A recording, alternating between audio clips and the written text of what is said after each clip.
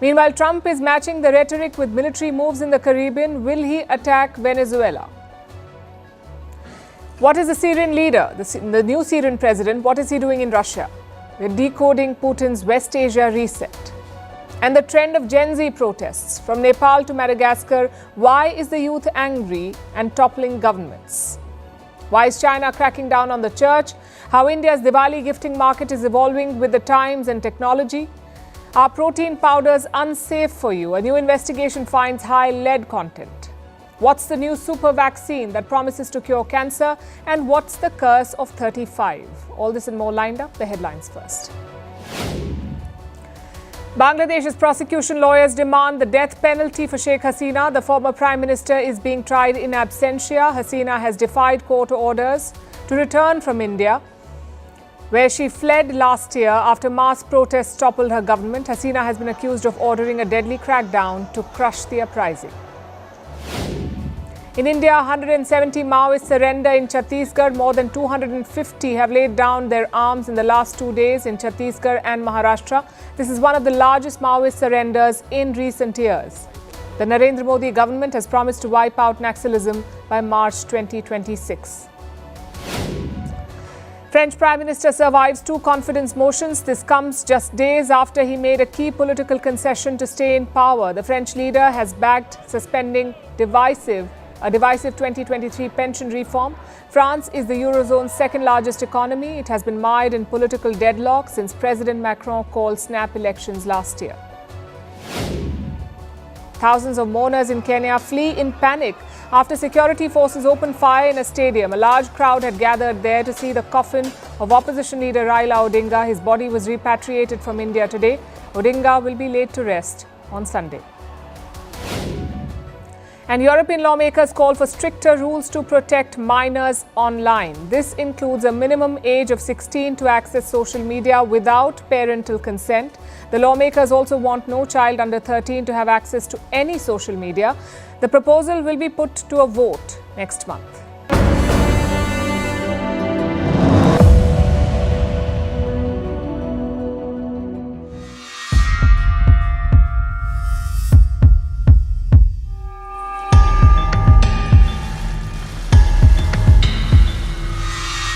Was not happy that India was buying oil, and he assured me today that they will not be buying oil from Russia.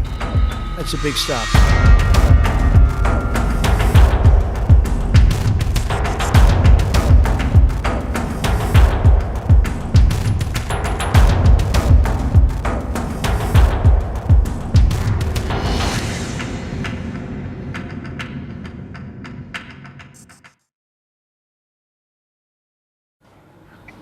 Donald Trump loves to speak for himself, for his government, for his family, and even for foreign governments. This time, he's speaking for India. Trump recently complained about India's oil purchases from Russia. He also imposed 25% tariffs over it, all in a bid to make India abandon Russian oil. And now Trump says that India has agreed. Trump claims that he received a personal assurance from Prime Minister Modi, an assurance that India will stop buying from Russia. Not immediately, but eventually. So I was not happy that India was buying oil, and he assured me today that they will not be buying oil from Russia. That's a big stop. He's assured me there will be no oil purchased from Russia. I don't know, maybe that's a breaking story. Can I say that? Would you say? There will be no oil. He's not buying his oil from Russia. It started. You can't do it immediately. It's a little bit of a process. But the process is going to be over with soon. Trump says he got this assurance on Wednesday. But India says there was no Trump-Modi call yesterday. We'll bring you the full Indian statement, but first some context. India virtually bought no Russian oil in 2022. But after the Ukraine war began, imports began flowing in. Why is that? To stabilize the oil markets. The West suddenly stopped buying Russian oil and Russian energy, so someone had to snap it up. If not, the prices would have increased substantially, and that is when India stepped in. In fact, even the United States encouraged India to buy Russian oil. They praised India for stabilizing global prices. Cut to 2025, there's a new president in the White House, and this president wants India to stop the imports. New Delhi has reacted to Trump's remarks. Listen to what they've said. It has been our consistent priority to safeguard the interests of the Indian consumer in a volatile energy scenario. This includes broad-basing our energy sourcing and diversifying as appropriate to meet market conditions. The statement also mentions America. It says India is keen to buy more energy from the US. As for Russian oil, look at the numbers. India's state-owned refiners were buying 1.1 million barrels per day in June. 1.1 million barrels per day in the month of June. By September, that was down to 600,000 barrels per day. That's a 45% drop from June to September. At the same time, private refiners are buying more. So India has not shut the Russian oil tap. The imports are very much on. And some of these shipments are being paid with the Chinese currency, the yuan. Says who? Russia's Deputy Prime Minister. He claims that India is paying for Russian oil with the Chinese yuan. Not all of it, just a tiny percentage. Still, this is a big deal because China is India's strategic rival, and yet India is using the Chinese currency for trade. I know it sounds counterproductive, but actually it's not. Because India's energy strategy is not driven by geopolitics. It is driven by the domestic need. In fact, let me go back to the Indian statement today. This is what it says next. It has been our consistent priority to safeguard the interests of the Indian consumer. Our import policies are guided entirely by this objective. So it's not a question of who is our rival. It's a question of how to get the cheapest oil. How to ensure that there is stability in supply. If that means using the yuan, India is open to doing it. Reports say Indian refiners have bought 2 to 3 Russian cargoes with the yuan, the Chinese currency. And that's the Indian policy in a nutshell. Focus on your demand. Do not politicize or weaponize oil. But Trump does the opposite. He is using oil as leverage against Russia. The question is, will it work? It's unlikely that India will cut off Russian oil completely. Moscow is also confident of that. He proceeds from the understanding that the policy of the Indian government, first of all, reflects the interests of the Indian people, the interests of national economy, and those goals do not contradict the Russia-India relations. But India will be mindful of 3 concerns. The first is the narrowing discounts. West Asian oil is a lot closer to Indian ports. Russian oil is attractive only because of the discounts. In the month of August, that discount was $6. Now it is closer to $1, so the discount is reducing. Secondly, dependence is always a worry. Until September, Russia made up 36% of Indian oil. 36% of India's oil, that's almost 1/3 coming from one country. What if that supply is disrupted, which is India's third concern? Ukraine has been targeting Russia's oil facilities. For months, they have been launching drone attacks on refiners and depots. And the result is this. 20% of Russia's refining capacity has been hit. That's 1.5 billion barrels a day.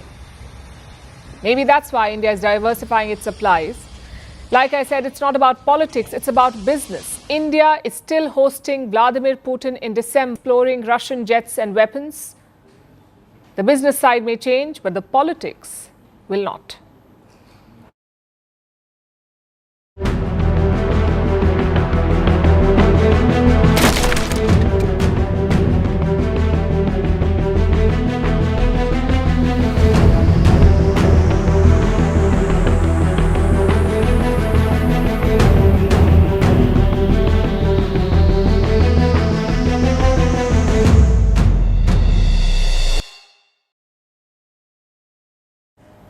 So Trump is going after Russia's energy exports. He is also locked in an intense trade war with China. Trump wants to shift global manufacturing to America, and China wants to stop that. And all of this has a direct bearing on India. Let me show you how. In recent days, China has made 2 moves. First, it has filed a complaint against India at the WTO. The WTO is the World Trade Organization. It's the global trade watchdog. China has filed a complaint there. This is against Indian subsidies to EV and battery makers. India announced these subsidies last year. We're talking about subsidies worth over $1 billion for makers of EVs and batteries. These SOPs will make Indian EVs cheaper. And China is trying to block it. It says Indian subsidies violate WTO rules. They undermine China's commercial interests. They give an unfair advantage to the Indian industry. So China has challenged it, and India plans to submit a response. That's the first move, the complaint against India at the WTO. China's second move is linked to rare earths. These are minerals used to make automobiles, electronics, and industrial machinery. China controls their supply, and in recent weeks, China has restricted this supply. Beijing is telling importers to get a license first, and the scope of the restricted items is so broad and wide that every major sector will be hit. Chief among them is the auto sector. Sales were just starting to pick up in India. Last month, India slashed its indirect taxes significantly. We're talking about the GST cut. As a result, cars have become cheaper and car makers are offering discounts to boost sales. But China's moves can hurt this momentum. It can slow down manufacturing and, by extension, car supplies. Beyond automobiles, aerospace companies, defense manufacturers, makers of wind turbines, smartphones, laptops, televisions, all of these could be impacted. And how does China explain these moves? It says it does not want its supplies to end up in weapons. Rare earths and related items possess distinct dual-use attributes of military and civilian purposes. China's implementation of export controls on such items in accordance with the law is a legitimate practice to refine the export control system, safeguard national security and interests, and fulfill international obligations including non-proliferation. The recent rare earth export control measures represent the Chinese government's lawful and regulated refinement of its export control system and are not targeted at specific countries or regions. Any compliant export application for civilian use will be approved. The US has slammed China. It is calling Beijing's moves a global supply chain power grab. And it's not just India that's affected. Japan, South Korea, members of the European Union, they've all raised similar concerns. Also, China complaining about subsidies is like the pot calling the kettle black. Because look at China's own EV industry. It is built on subsidies and state support. Since the year 2009, Beijing has given its auto companies more than $230 billion in subsidies and aid. They made cheap cars. This led to overcapacity, so cheap Chinese EVs began flooding global markets. We have numbers since 2017. China's EV exports have surged by 13,000% since 2017, 13,000%. By 2023, China was dominating the global EV market. It produced nearly 70% of all EVs in the world. Last year, the US, Canada, and the European Union began blocking Chinese cars. They imposed tariffs on Chinese EVs. This hit sales of companies like BYD. BYD is a Chinese EV maker. It is the world's biggest EV manufacturer. In 2024, BYD overtook Elon Musk's Tesla. But now China is caught in a trade war with the US. It threatens BYD's crown. It also erodes China's dominance of the global export markets. So Beijing is trying to leverage its market power. It is weaponizing rare earth supplies and export controls. In the short term, this may be about leverage, a way for China to extract better terms from Donald Trump.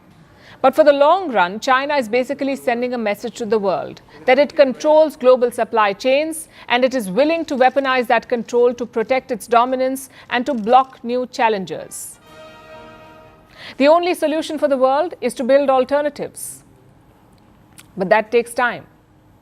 Until then, India must work with like-minded players, present a united front, and resist pressure from major powers that are trying to hold the world hostage.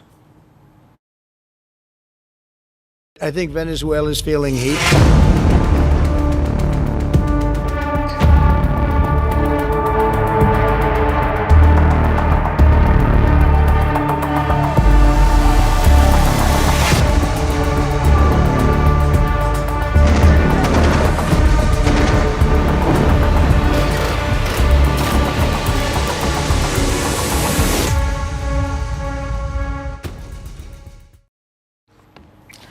Is Donald Trump about to start another war?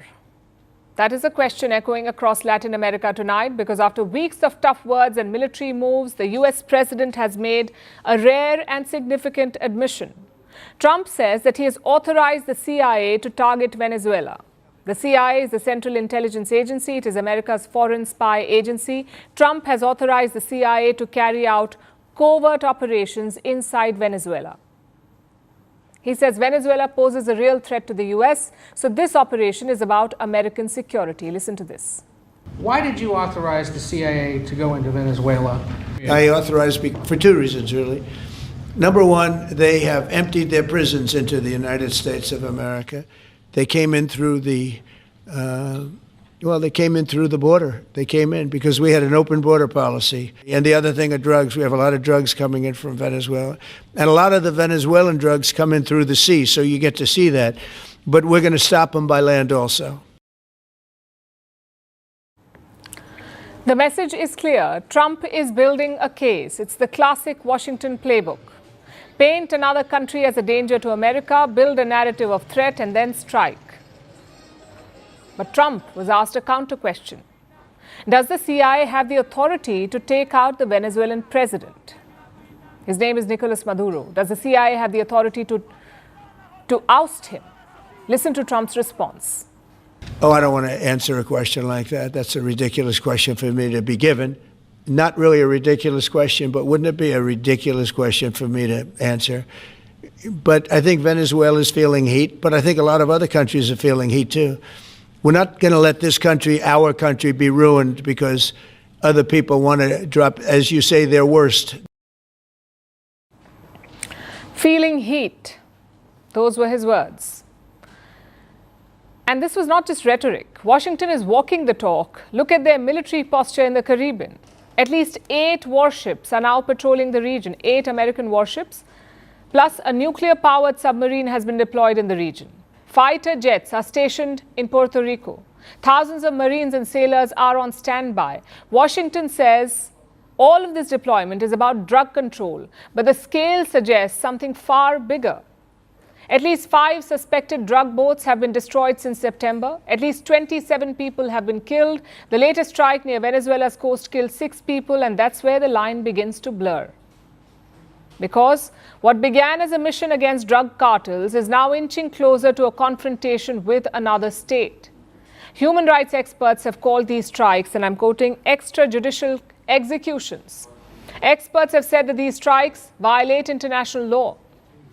And here is why it matters.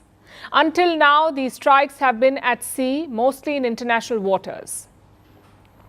But Trump now says he is, and I'm quoting, he is looking at land. And if that happens, it would mark a new chapter in this standoff. Well, I don't want to tell you exactly, but we are certainly looking at land now because we've got the sea very well under control.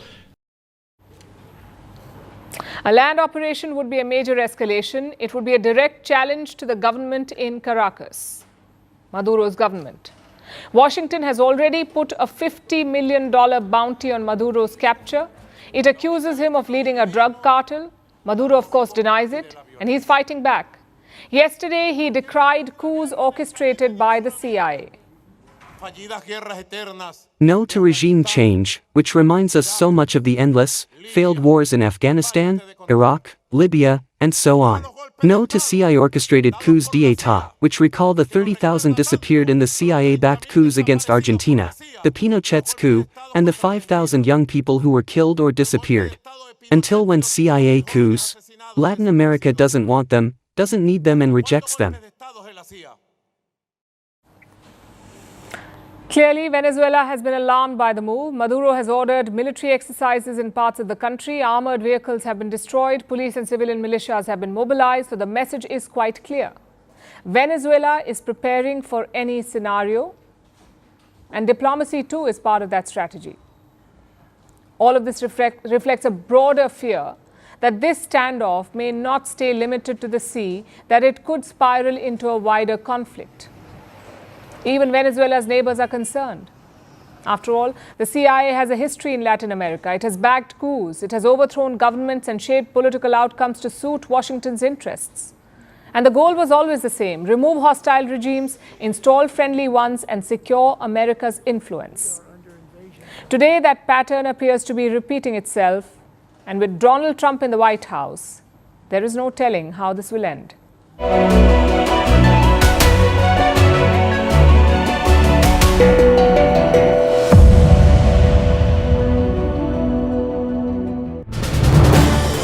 This is News 18 Network.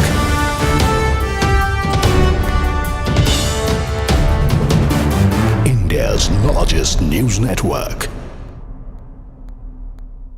But the other top story, of course, is the battle for Bihar. Well, fast-paced developments taking place with the first phase of the nomination now ending. It's just 24 hours really left to go for the first phase nomination deadline to end. Now, the BJP obviously has moved ahead. It's released its third and final list. The JDU has also released its candidate list. In the Mahagathbandhan, the Congress has named 12 candidates. The opposition bloc is yet, however, to announce their seat-sharing formula.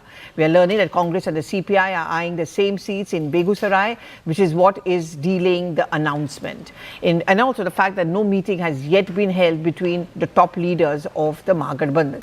In a fresh setback for the opposition, Pashupati Paras, the party RLJP, will be contesting elections in an alliance with overseas party AIMIM in Bihar. NDA is all geared up. Suspense, however, continues within the opposition camp as far as the seat-sharing final formula is concerned. Let's listen in to all the reactions, and I'm going to go across to my colleague, Shireen. Bihar की NDA सरकार ने हाल में जो महिला रोजगार योजना शुरू की है, उससे बहनें बहुत खुश हैं। बिहार की 1 करोड़ 20 लाख बहनों के खाते में हर एक बहन को 10,000 रुपए भेजे जा चुके हैं। आप इन बहनों से मिलिए, आप इन बहनों को ये जरूर बताइए कि ये पैसा सिर्फ एक बार की मदद नहीं है, ये नया रोजगार करने का प्रोत्साहन है। और अब ये पैसों के मालिक वही है। आप उन्हें बताइए कि इस पैसे से वो जो काम शुरू करेगी उसे आगे बढ़ाने के लिए और उस काम को देख करके हम और भी मदद करने वाले हैं। लगातार 2 बार से राघोपुर की जनता जो है हम पर भरोसा की है और जनता जो है मालिक है, और ये तीसरी बार जो है हमने नामांकन जो है राघोपुर से की है। बेरोजगारी को जड़ से हमको मिटाना है, बिहार को आगे ले जाना है। लोग त्रस्त हो चुके हैं भ्रष्टाचार से, अपराध से। अब बिहार जो है अपराध मुक्त, भ्रष्टाचार मुक्त प्रदेश बनना चाहता है। रणनीतिक रूप से जो बिगड़ी हुई चीज थी अब बन रही है क्या? मैं इतना ही कहूँगा कि स्थिति स्पष्ट नजर आती है। भाजपा ने सभी उम्मीदवार घोषित कर दिए, एनडीए के उम्मीदवारों की घोषणा हो गई, लेकिन महागठबंधन में जूते चप्पल चल रहे हैं, कपड़े फाड़े जा रहे हैं, मार पिटाई हो रही है। लालू प्रसाद यादव मुर्दाबाद के नारे लग रहे हैं, कांग्रेस के प्रभारी को पीटा जा रहा है, कहीं कुछ और चल रहा है।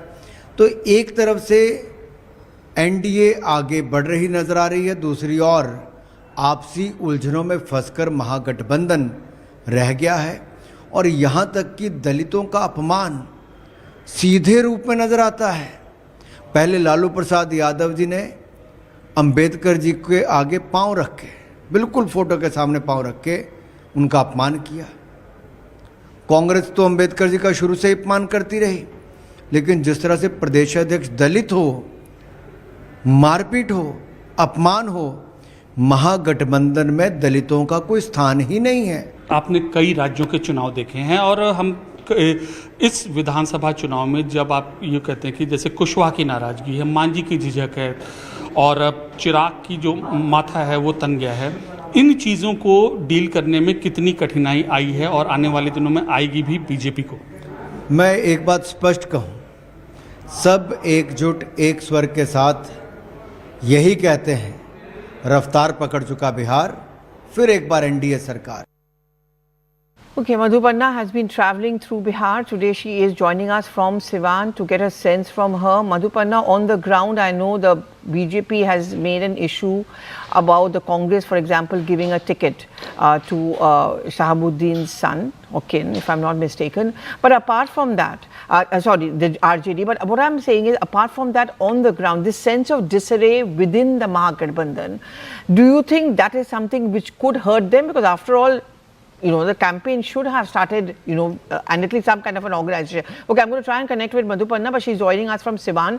The point is that the contrast is so stark and telling. On one hand, you clearly see the NDA has its house in order. They've announced all the 3 lists, which the BJP did late last night, and very carefully balancing the caste factor, women also being given tickets. Same is the case as far as the JDU is concerned, so as the Chirag Paswan party is concerned.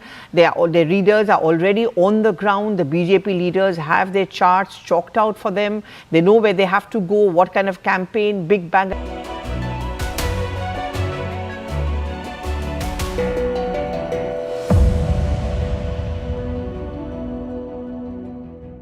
What's the most dramatic character arc you can think of? I bet it's not as dramatic as this one. A former terrorist becoming a world leader, and it gets better. That same leader being hosted by the country that tried to crush him. It won't even happen in Hollywood. It can only happen in geopolitics. The character is Syria's new leader, Ahmad al-Shara. He is in Russia on an official trip. The same Russia had supported his rival, al-Shara's rival, in the Syrian civil war. And who is the rival? Former Syrian President Bashar al-Assad. And guess what? Assad now lives in Russia. Yet al-Shara made the trip to Moscow and met President Putin. He says he wants to redefine ties.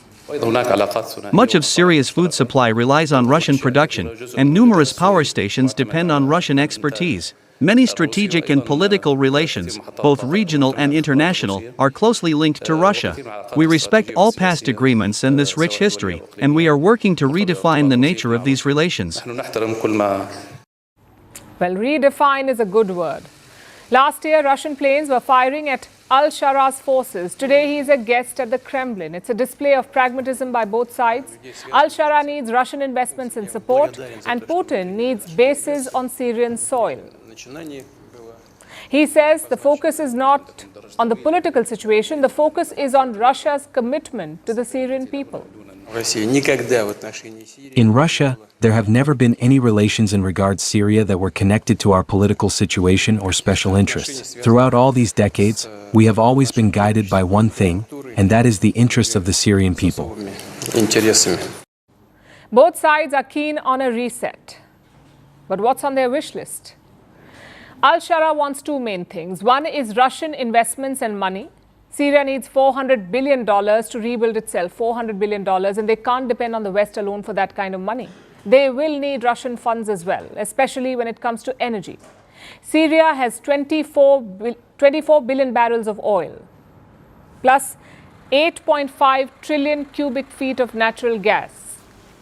Russia, as you know, is a world leader in energy production, so Russian technology and investments will matter.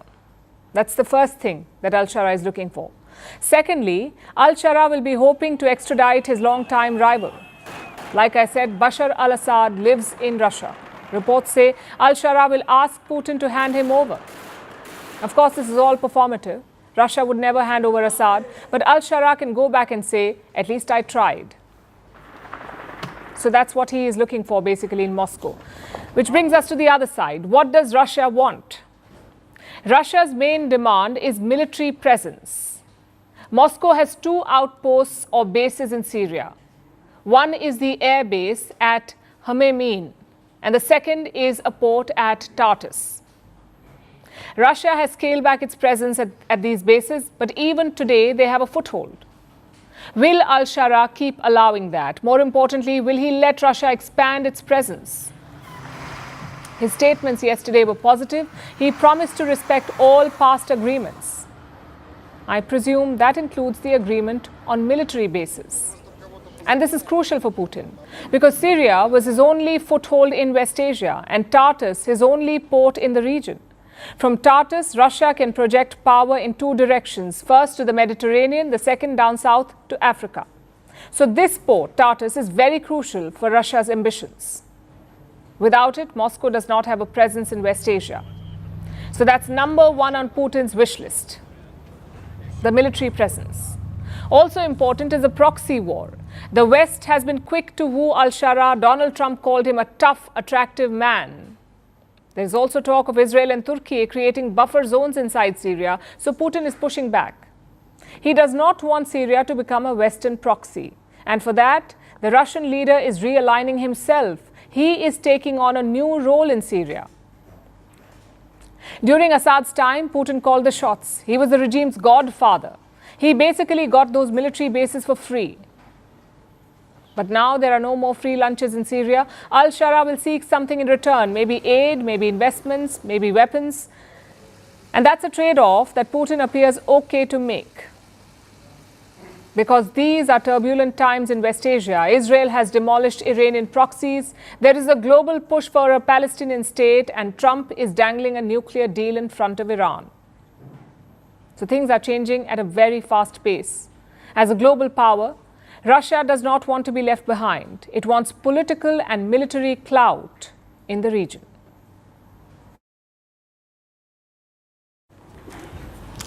Speaking of turbulent times, a wave of protests is taking over the world, from the Andes to the Himalayas, from the Indian Ocean to the Pacific, and from South America to Asia. There's a wave of anti-government demonstrations. The common thread? All these protests are led by Gen Z. For our Facebook audience, some context first. Gen Z are people born between 1996 and 2010. This is the first generation to grow up with the internet. It was not something that came into their lives. The internet was always there. And Gen Z is leading rebellions worldwide. The most effective was in Nepal. Thousands of young protesters took to the streets. The trigger was a social media ban. But soon the complaints expanded to corruption, to inefficiency, and to political instability. Eventually, the government resigned. Nepal is now led by an interim prime minister. Same story in Madagascar. Protests broke out late in September. The trigger was power and water shortages in the country. Soon it expanded to wider complaints like corruption and bad governance. Earlier this week, their president fled Madagascar. The military is now in power. Over in Peru, the trigger was a pension law. Like elsewhere, it snowballed into a wider rebellion against corruption and rising crime. Last week, Peru's president was impeached, but the protests continue against his successor. Even today, the clashes led to one death. In Morocco, things are more peaceful. The protesters have organized themselves under one banner, Gen Z 212. 212 is Morocco's phone code. They don't have a leader, but they have the same demands: better public services, more spending on education, and more spending on health. Even Southeast Asia has been rocked by these protests. In the Philippines, Gen Z is protesting against corruption. In Indonesia, it's against rising cost of living. All these protests make you wonder, why is Gen Z so angry? There are two main reasons. One, there are genuine concerns to raise. For example, cost of living. In 2022, global inflation was the highest since mid-1990s. If you've just started a job, inflation will eat up most of your income. But not everyone is suffering. The young people are seeing the rich get richer. Since 2020, the world has created $42 trillion in wealth. 2/3 of that was grabbed by the richest 1% of the population. Things like tech and AI have widened this gap. Same with corruption. Look at the findings of a survey from February. It studied corruption perceptions in 180 countries. 47 of them had their lowest score since 2012. If you put all of this together, a worrying picture emerges. Things are getting expensive, the wealth gap is widening, and corruption is rampant. Naturally, young people will push back. Which brings us to the second reason, and that is technology. All these protests have used social media to mobilize, not just TikTok or X, even gaming platforms like Discord. In fact, Nepal's interim prime minister was proposed on Discord. We saw this happen during the Arab Spring as well. You see young people protesting in one country, you see them fight and succeed, and suddenly you feel encouraged to do the same. The protesters in Madagascar have admitted this. They say they were inspired by what happened in Nepal. I know a lot of people are quick to dismiss these protests, but try to understand the trigger behind it. Gen Z's message to governments is very, very clear. Deliver or leave. This is a generation brought up on 1-minute reels. They don't wait around for long-term progress. They want it now. Unlike boomers, their idea of democracy is not one vote in 5 years. It is constant vigilance and accountability. Are their methods wrong? Well, in some cases, they have gone overboard. People were killed in Peru, in Nepal, and in Madagascar. But if you want to prevent that, listen to their concerns. Gen Z makes up 25% of the world population today. They are informed, they're angry, and they're ready to fight. Ignore them at your own peril.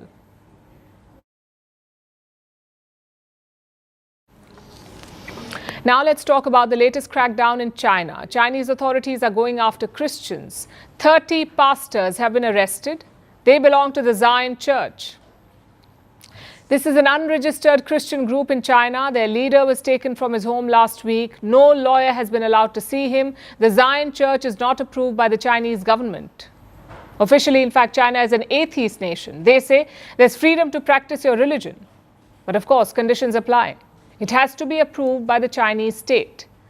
There are 5 state-recognized faiths in China. Catholicism is one of them, but it is controlled by a government body. In the rest of the world, bishops are elected by the Vatican. But in China, they are picked by the Communist Party. This is part of a wider policy called Sinicization. It means religion must follow Communist Party values.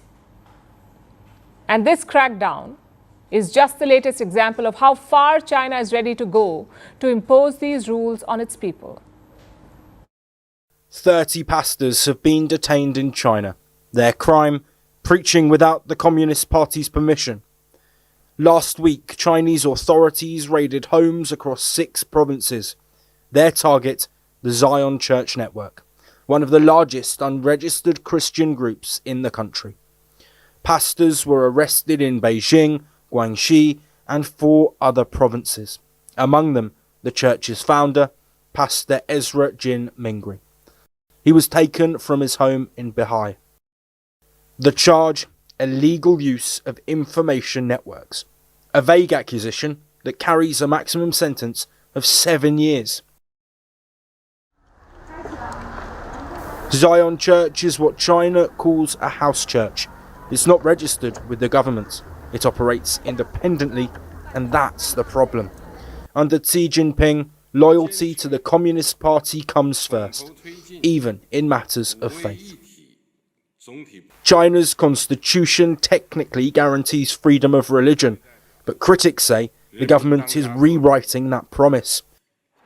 They call it Sinicization, reshaping religion to fit Communist Party ideology. In practice, this means all clergy must pledge allegiance to the party.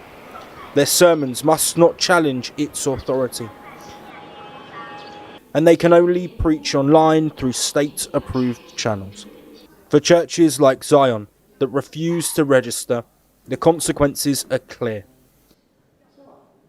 In 2018, the government shut down their main sanctuary.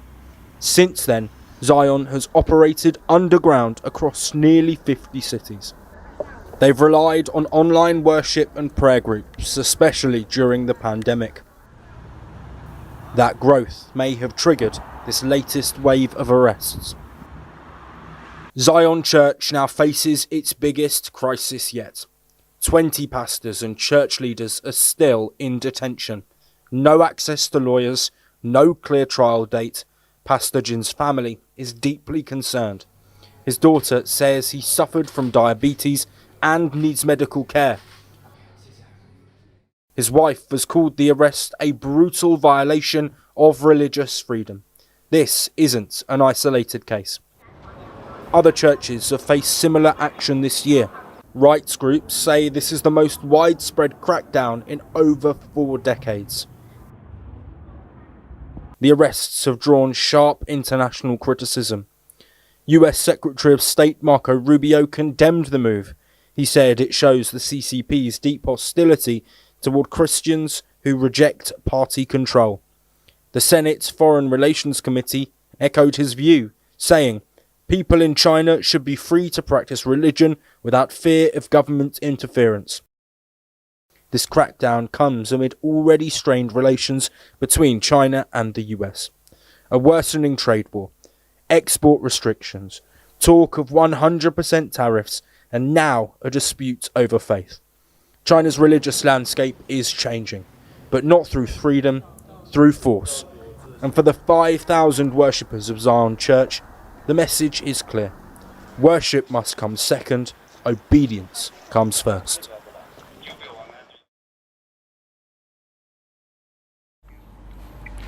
The streets are shimmering, the fairy lights are up, homes are getting cleaned and gifts are being packed. Because India is gearing up for the festival of lights, Diwali. But Diwali is not just a festival of lights, it's also the festival of gifting. From mithai to gold, from handwritten notes to Amazon deliveries, Diwali gifts are now part of the ritual, and that makes it a booming market. Right now, India's gifting market is worth 6.6 lakh crore rupees. That's around $80 billion, 80 billion, and it peaks during Diwali. Nearly 10% of all gifts in India are exchanged during this festival alone. 10%, which means around 60 to 70,000 crore rupees are spent just on Diwali gifts. 60 to 70,000 crores, that's around $8 billion US. And this includes everything from your Son Papadi boxes worth 200 rupees to watches that cost 2 lakh rupees. Basically everything that you gift on Diwali. Currently, this market is split into two halves. One is corporate gifting. Companies give Diwali gifts to their employees. Clients receive gift hampers. Diwali gifting becomes a marketing ritual. And it makes up for 10 to 20,000 crore rupees. The rest, around 50,000 crore rupees, is personal gifting. It is driven by individuals and families. And what do they give? Well, 2 decades ago, Diwali gifting was simpler. A box of laddus, a packet of dry fruit, maybe a Parker pen. Then came the 2000s. Urban salaries grew, corporate India expanded, Diwali gifting budgets entered Excel sheets. Soon, every company was sending identical dry fruit boxes. Cut to 2025, and the gifting scene has transformed into an art form. Now it's all about curation, aesthetics. Think sugar-free Kaju Katli in handmade boxes, gourmet tea assortments, minimalist brass diyas. In fact, the curated hamper has become India's most beloved Diwali gift. It's the perfect marriage of tradition and trend. Every major brand now sells one. Every startup curates one. Every influencer unboxes one. Some feature artisanal mithai made using stevia instead of sugar. Others blend the old and the new. Some brands even sell themes like the Calm Kit or the Ayurvedic Wellness Hamper. There's also the return of handmade gifts, hand-woven textiles, terracotta diyas, ceramic sets, brass figurines. Sustainability is a big push during this season, which makes handicrafts a top choice. It also boosts India's artisan economy. But obviously, no Diwali story is complete without a nod to precious metals, your gold and silver. Of course, gold remains sacred. It is bought on Dhanteras and given as a mark of prosperity. Last year, gold sales during this period were worth 16,000 crore rupees. But this year, gold prices are at a record high, so silver is having its moment. From diyas to utensils and ornaments, more and more people are gifting silver this time, and it's not just the gifts that have changed over the years, it's also how we buy them. Yes, people still go to shops, but a lot of them also rely on quick commerce. From diyas to gold coins, from sweets to cleaning supplies, everything is a click away, delivered to your doorstep in a matter of minutes. The new Diwali bazaars are now on your phone. And India's age-old festival is thriving on its youngest industry. So where does Diwali gifting go from here? Maybe towards AI-curated personalization or hyper-local collaboration. Imagine a digital assistant that knows everything. Which sugar-free sweets does your friend prefer? What decor does your client like? And they have it delivered in 15 minutes. That is the next phase of festive commerce. But we say some things need no upgrade, like the idea behind a Diwali gift. It is still a token of love, a reason to connect, and a small box that carries a big emotion.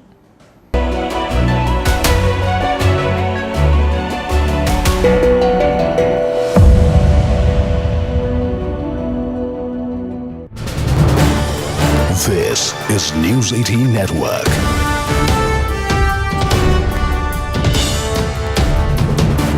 India's largest news network.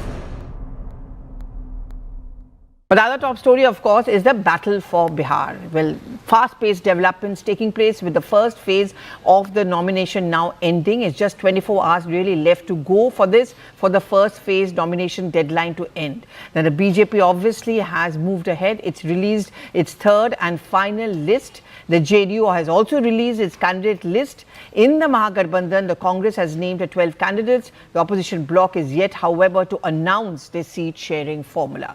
We are learning that Congress and the CPI are eyeing the same seats in Begusarai, which is what is delaying the announcement. And also the fact that no meeting has yet been held between the top leaders of the Mahagathbandhan. In a fresh setback for the opposition, Pashupati Paras, the party RLJP, will be contesting elections in an alliance with overseas party AIMIM in Bihar. NDA is all geared up. Suspense, however, continues within the opposition camp as far as the seat-sharing final formula is concerned. Let's listen in to all the reactions, and I'm going to go across to my colleague, Shireen. Bihar की NDA सरकार ने हाल में जो महिला रोजगार योजना शुरू की है, उससे बहनें बहुत खुश हैं। बिहार की 1 करोड़ 20 लाख बहनों के खाते में हर एक बहन को 10,000 रुपए भेजे जा चुके हैं। आप इन बहनों से मिलिए, आप इन बहनों को ये जरूर बताइए कि ये पैसा सिर्फ एक बार की मदद नहीं है, ये नया रोजगार करने का प्रोत्साहन है और अब ये पैसों के मालिक वही है। आप उन्हें बताइए कि इस पैसे से वो जो काम शुरू करेगी उसे आगे बढ़ाने के लिए और उस काम को देख करके हम और भी मदद करने वाले हैं। लगातार 2 बार से राघोपुर की जनता जो है हम पर भरोसा की है और जनता जो है मालिक है और ये तीसरी बार जो है हमने नामांकन जो है राघोपुर से की है। बेरोजगारी को जड़ से हमको मिटाना है, बिहार को आगे ले जाना है। लोग त्रस्त हो चुके हैं भ्रष्टाचार से, अपराध से। अब बिहार जो है अपराध मुक्त, भ्रष्टाचार मुक्त प्रदेश बनना चाहता है। रणनीतिक रूप से जो बिगड़ी हुई चीज थी अब बन रही है क्या? मैं इतना ही कहूँगा कि स्थिति स्पष्ट नजर आती है। भाजपा ने सभी उम्मीदवार घोषित कर दिए, एनडीए के उम्मीदवारों की घोषणा हो गई, लेकिन महागठबंधन में जूते चप्पल चल रहे हैं, कपड़े फाड़े जा रहे हैं, मार पिटाई हो रही है। लालू प्रसाद यादव मुर्दाबाद के नारे लग रहे हैं, कांग्रेस के प्रभारी को पीटा जा रहा है, कहीं कुछ और चल रहा है। तो एक तरफ से एनडीए आगे बढ़ रही नजर आ रही है, दूसरी ओर आपसी उलझनों में फंसकर महागठबंधन रह गया है और यहाँ तक कि दलितों का अपमान सीधे रूप में नजर आता है। पहले लालू प्रसाद यादव जी ने अंबेडकर जी के आगे पांव रख के, बिल्कुल फोटो के सामने पांव रख के उनका अपमान किया। कांग्रेस तो अंबेडकर जी का शुरू से अपमान करती रही, लेकिन जिस तरह से प्रदेश अध्यक्ष दलित हो, मारपीट हो, अपमान हो, महागठबंधन में दलितों का कोई स्थान ही नहीं है। आपने कई राज्यों के चुनाव देखे हैं और हम इस विधानसभा चुनाव में जब आप ये कहते हैं कि जैसे कुशवाहा की नाराजगी है, मांझी की झिझक है और चिराग की जो माथा है वो तन गया है, इन चीज़ों को डील करने में कितनी कठिनाई आई है और आने वाले दिनों में आएगी भी बीजेपी को? मैं एक बात स्पष्ट कहूँ, सब एकजुट एक स्वर के साथ यही कहते हैं, रफ्तार पकड़ चुका बिहार, फिर एक बार एनडीए सरकार। Okay, Madhupanna has been travelling through Bihar. Today she is joining us from Siwan to get a sense from her. Madhupanna, on the ground, I know the BJP has made an issue about the Congress, for example, giving a ticket to Shahabuddin's son, or kin, if I'm not mistaken. But apart from that, sorry, the RJD, but what I'm saying is, apart from that, on the ground, this sense of disarray within the Mahagathbandhan, do you think that is something which could hurt them? Because after all, you know, the campaign should have started, you know, and at least some kind of an organization. Okay, I'm going to try and connect with Madhupanna, but she's joining us from Siwan. The point is that the contrast is so stark and telling. On one hand, you clearly see the NDA has its house in order. They've announced all the 3 lists, which the BJP did late last night, and very carefully balancing the caste factor, women also being given tickets. Same is the case as far as the JDU is concerned, so as the Chirag Paswan party is concerned. Their readers are already on the ground. The BJP leaders have their charts chalked out for them. They know where they have to go, what kind of campaign, big bang announcements. But look at what has happened on the other side. In Mahagathbandhan, the cookie, so to say, is crumbling. There are parties who still have no clarity on how many seats they are going to be getting. That important final seat sharing talk, which should have taken place by now. Okay, Madhupanna is back with us from Siwan. Madhupanna, that's what I was asking. I mean, the contrast between the two sides are so stark. You know, the Mahagathbandhan not sorted out, NDA very much sorted out, hitting the ground. On the ground where you are, is this something which the people are talking about?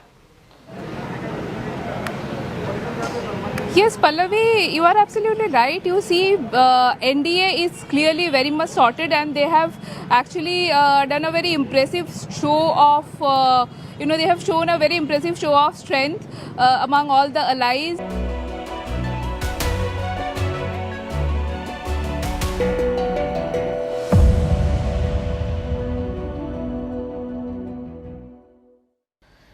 How do you know the electricity is gone? Simply switch on your light. If it doesn't light up, there is no electricity. But with the internet, it's not that easy. How do you know when an internet platform is not working? Say YouTube or Facebook or Google. Well, you look at other parts of the internet. That's what happened yesterday. Thousands of users reported a YouTube outage. They immediately flocked to X to see what the problem was. Take a look at the meme fest that unfolded.